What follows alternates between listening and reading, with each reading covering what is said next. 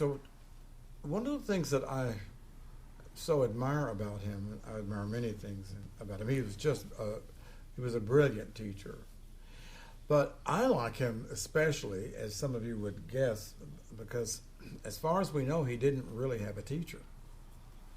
Well, that's kind of good news for people who are rebels and who, like some people and who have a hard time sort of like surrendering to a teacher. I mean, because to some extent in the Chan, and there was a kind of that idea of that you really surrender to the practice, and that to some extent means surrendering to the teacher, to the will of the teacher. So as far as we know, he really did not have a teacher, and yet as far as we know, he had profound enlightenment experiences. So that would be one thing that I would like, is that, oh, maybe it's really true you can get there without having to,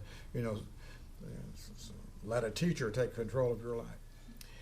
And the other thing that I like about him so much is that he had, supposedly he had 4 awakenings in his lifetime, 4 profound awakenings. And each of those came from reading scriptures. So that's very, I like that a lot, because some of you know that that's all I do is read, right? I including Chinul and Dawei, and I've always found that for some reason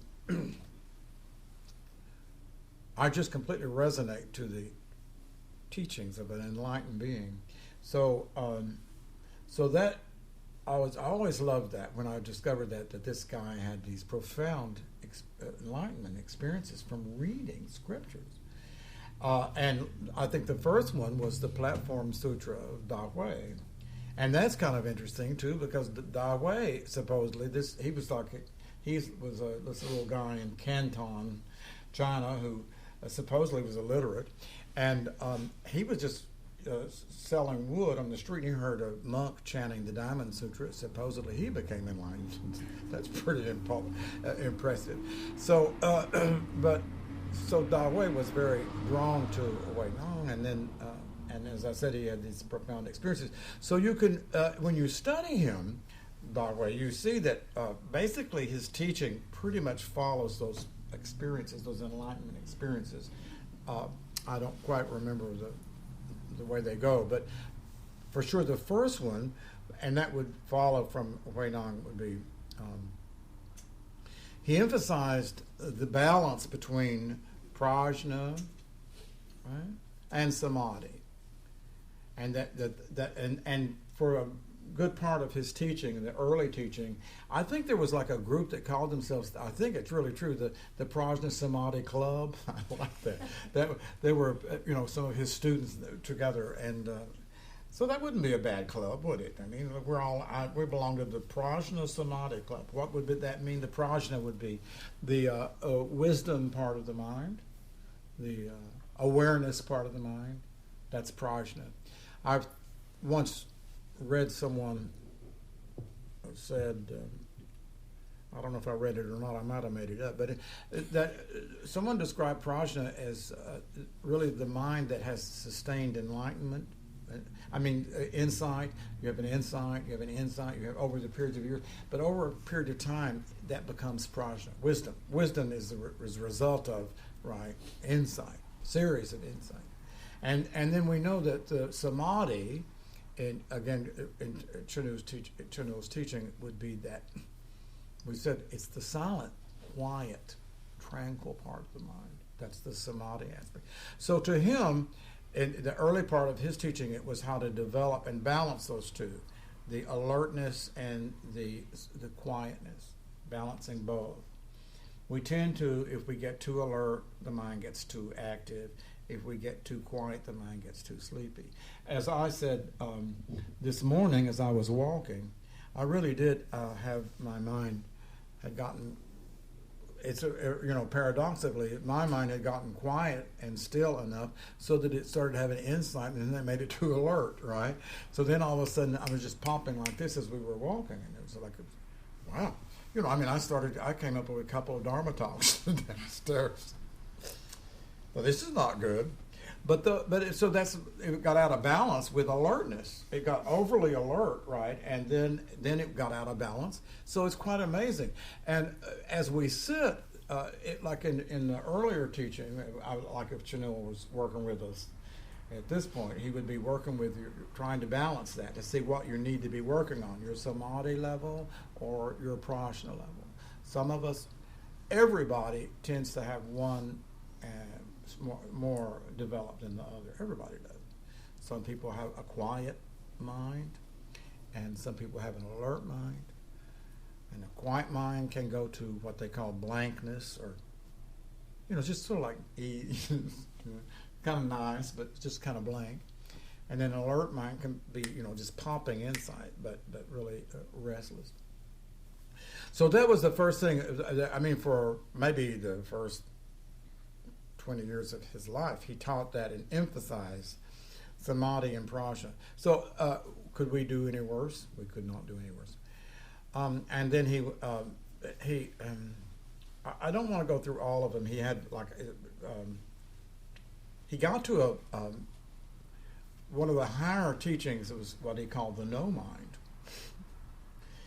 and that to some extent is a mind that really is able to let go of thinking and rest in itself. And it's very beautiful phrases to describe that, the no mind. And that actually is a term that you see in Chan Buddhism, where they call it mindlessness.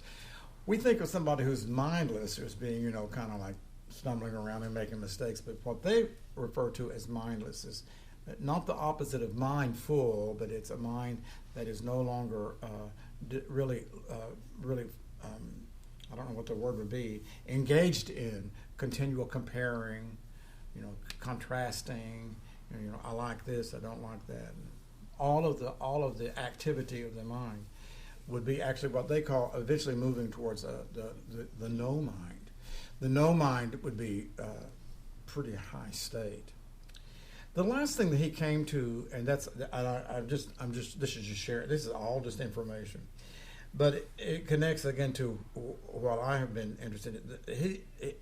The last stage that he came to was as he started studying Da Wei, who's the teacher that I probably most prefer. Chinul became then more and more convinced that what they called the living road, the living path, there are many different phrases for it. But Da Wei concluded that people sitting on their cushion going into samadhi and or prajna, that they never can break through to the unconditioned. When I was talking earlier, I was talking about the awesome voiced old man on the opposite shore, right, or the other shore. The unconditioned, the mind being able to break through from all of the conditioning of this and that and in and out and good and bad, all of that. So Da Wei concluded, he once said something. He said, he said there was something. If there was something other than meditation, I would teach it. He said, I would love to teach something other than meditation, but there isn't anything. He couldn't think of it. So he, and this is like one lineage of Chan Buddhism, the Lin Chi school. But he started creating these what we'll call koans. There's another word for it. But for now we just call it. But these impossible riddles that you work with while you're sitting. So in other words, you're sitting in silence, and you're sitting in to some extent, hopefully in samadhi and in prajna, but you never let go of that question. One of the famous questions is what is this? Now imagine if you sat for the last 45 minutes trying to work with, prajna, keep the prajna, keep the samadhi, but the mind was continually on that one thought. What is this? I think that's a little bit better than who is this, right? Because who is this kind of, well, my name is Travis, right? What takes a little bit of the person. But anyway, that doesn't really matter, because but that would be working with the well, I think the technical term is Huado,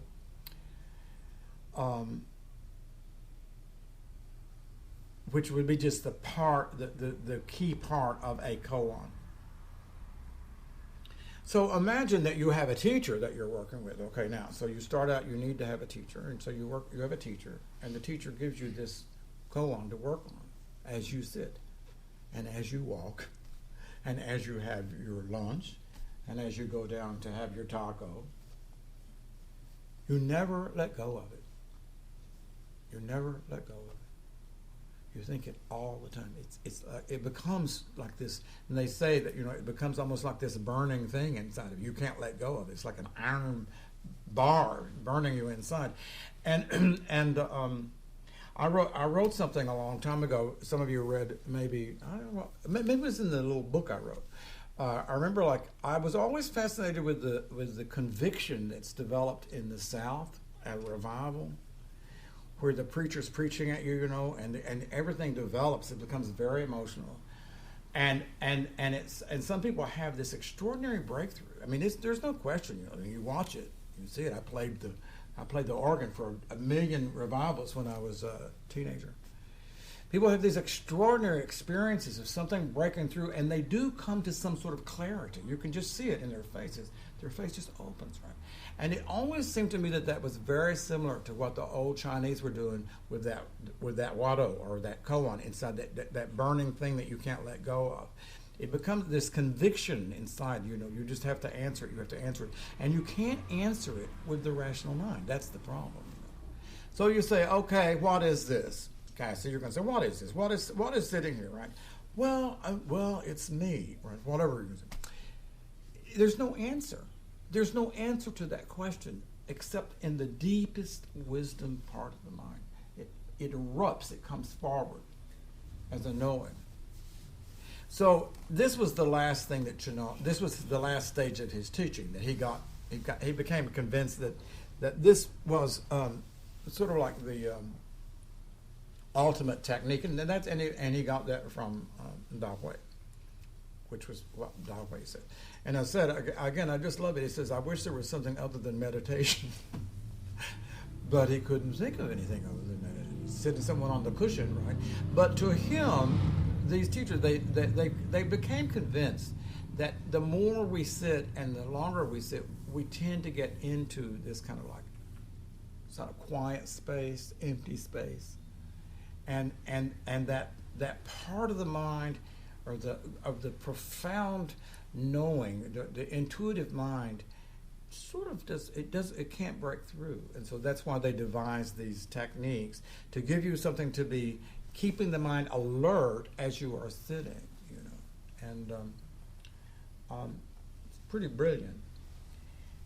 And then of course that goes right on to it's practiced in China. It went on to Japan and all of the great Zen teachers. I mean, it's like practiced by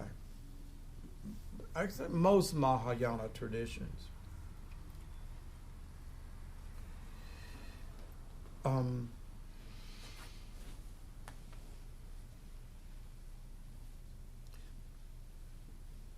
So I think that's all I wanted to say about that.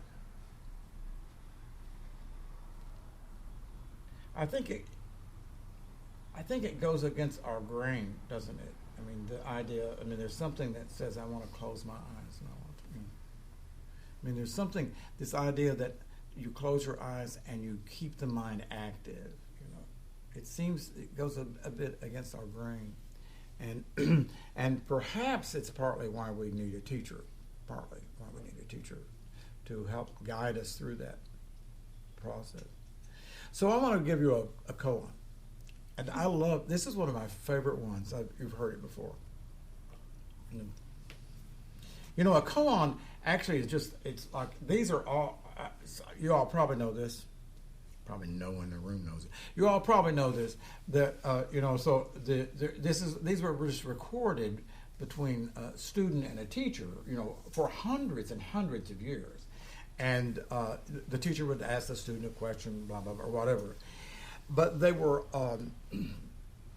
It's almost like a language of non-dual language that they devised. I mean, it's as paradoxical as that sounds, or you might almost say a language of enlightenment.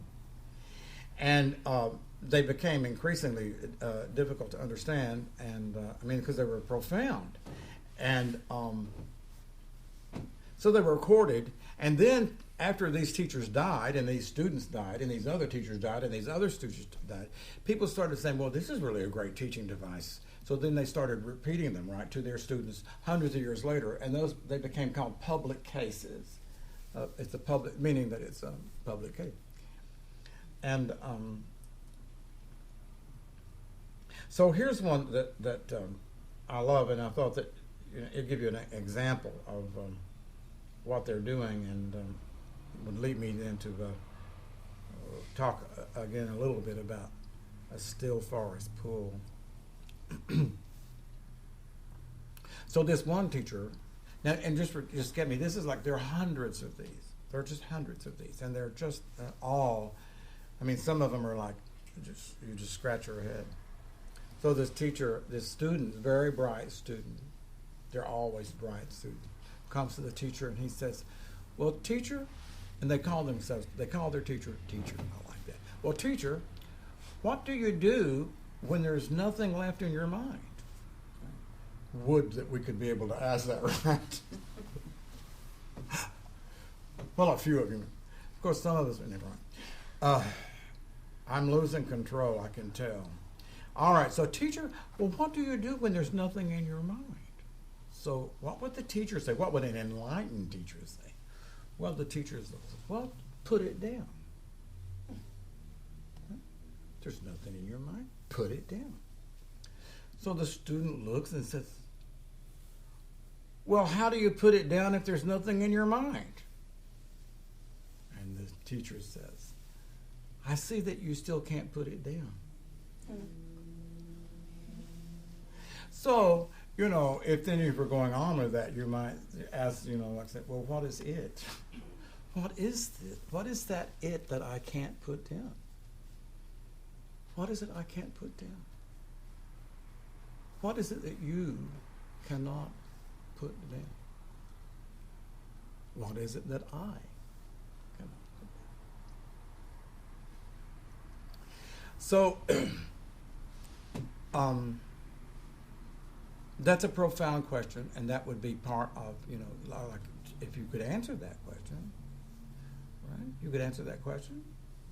The teacher says, I see that you still can't put it down, right? If you knew that, and so, even in that very koan, it says that the student woke up.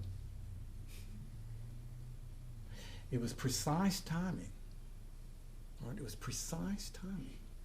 It's almost, you want to just say that old teacher laid in wait for a long time, right, for that perfect moment for the student to say, well, wait just a minute, what if, how can I put something down if there's nothing in there? And the teacher says, I see you. In other words, in theory, the timing is so precise, and those of you who are musicians, you know that timing is everything. The timing is so precise, it means that the student was ready to hear that moment. And something in the student, not the intellectual mind, not the mind that discriminates, not the mind that says, well, I know what he means. He means he's talking about emptiness, right? Well, he's talking about emptiness. So obviously that means that that he didn't get it. But anyway, in this case, the student got it, and you hear it over and over. That the end of these things really are, and the student woke up. So.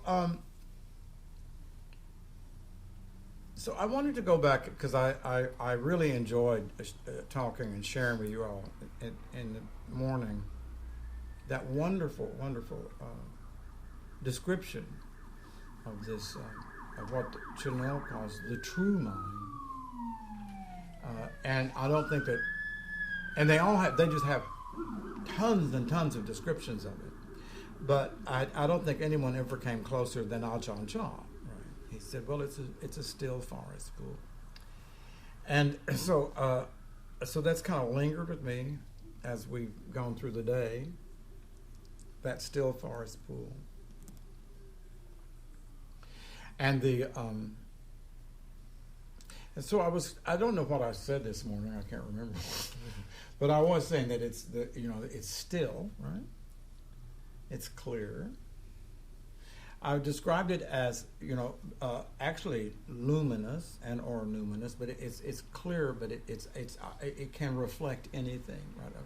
And that's really kind of another common metaphor: the moon shining on the pool, and you see the pool, see the moon. And as I was thinking about it and talking about it, I had this thought. What is the aspect of the true mind that the Chinul described that doesn't quite fit a still forest pool? Anyone got it? Can you think? What is it about the true mind that doesn't really fit with a still forest pool?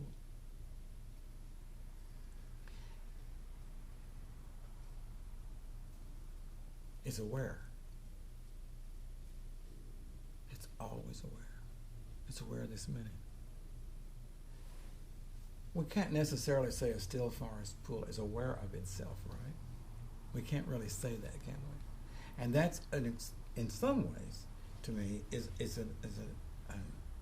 a way to understand how amazing that it really is, the mind really is. Because it's self-aware. It's aware, always, that it knows what it knows.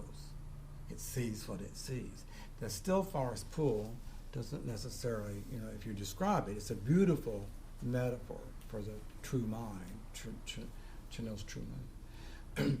But the one thing that's missing is that it is not necessarily a forest pool. It's not necessarily aware. I was thinking of a fish. A little fish jumping in the pool, or maybe it was there, but a little fish swimming through the still forest pool. That little fish is a thought. Right? So the still forest pool is oblivious to that fish swimming pool, right? I mean, all it would do is it would have ripples, right? It would come out, it might disturb it a little bit, but it's oblivious to it. It doesn't have it. It doesn't say it's good, it's bad. It's just there's a fish in the still forest pool.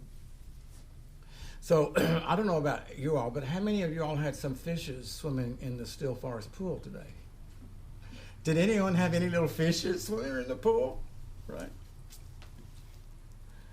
To some extent, I suspect, I suppose that, that Chinul would say the no mind, right, which is awake and aware, but it doesn't react to the fish at all, right? It knows it, it sees it, but it doesn't react to it.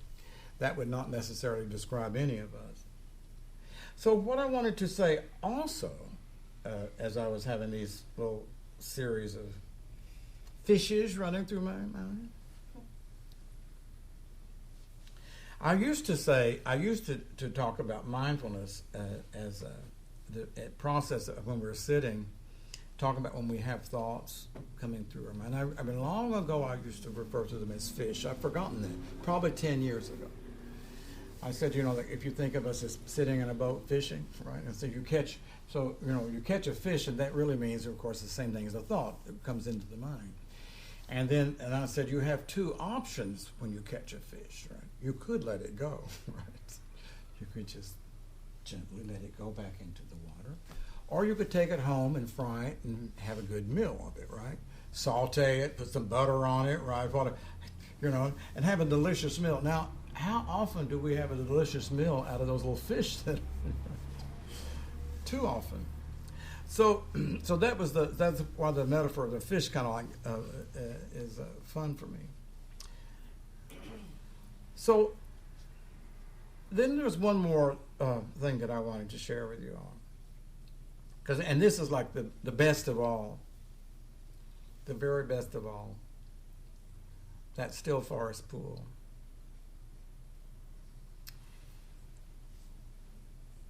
When you think about it, right? So you're here, this Achan-cha comparing your mind to a still forest pool, or we read it, and we say, oh yes, so or as Chinul says, it's still, it's clear, it's luminous, it's numinous, it's aware. The one problem with that is we're talking about, by talking about it, we've created a dichotomy, haven't we? Right? We've created two things. It is this, right? It's this. So the mind, or my mind, is like. That's a comparison, isn't it? If you say is like, isn't that a comparison? Aren't you comparing two things? Right? My mind is like a still forest pool. What about the possibility that you are a still forest pool? It's what you are. When you sit in that, with that, and you're not separate from it. It's not like an analogy, right, that you can say, oh yes, I am like that, or I am like this. What about the idea that what this is, what Ajahn Chah was describing was not like, what you were like. He's describing about what you are, a still forest pool. What do you think?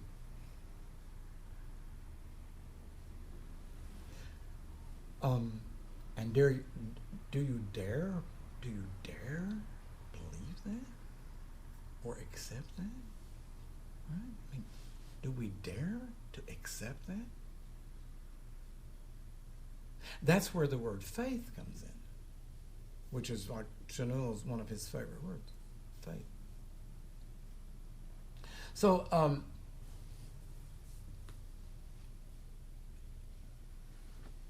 it occurs to me that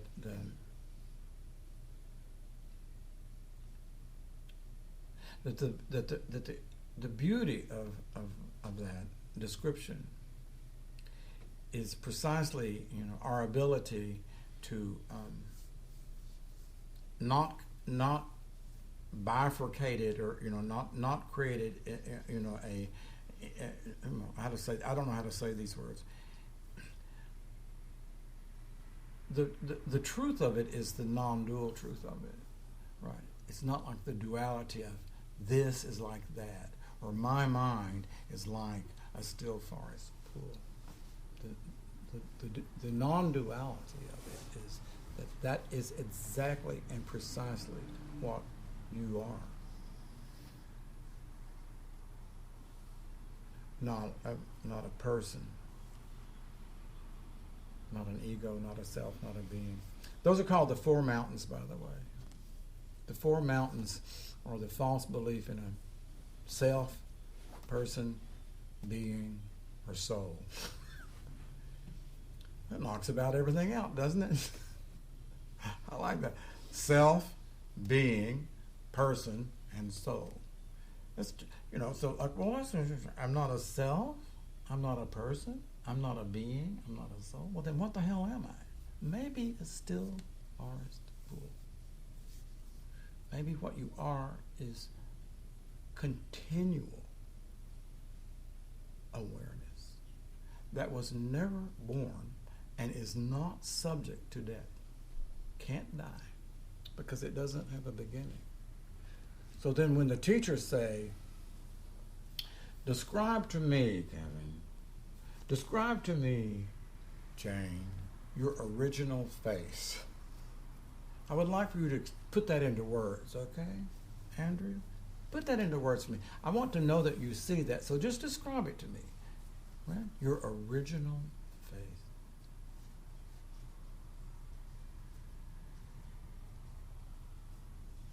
And I think probably some students are able to do that.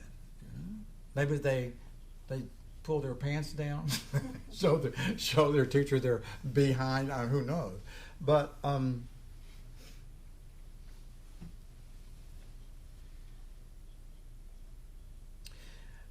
that's what all of this teaching is, and that's totally what Chinul is about. Is about your coming to this nonverbal. There's no word to describe it. There's no word to describe it. You come into this nonverbal intuitive understanding of unending awareness that never has no beginning. I mean, if you think about it, when did your awareness start? Right? When did it start? When you were born? That would not be your original state. So that's all I have to say. That was the end of my Dharma talk.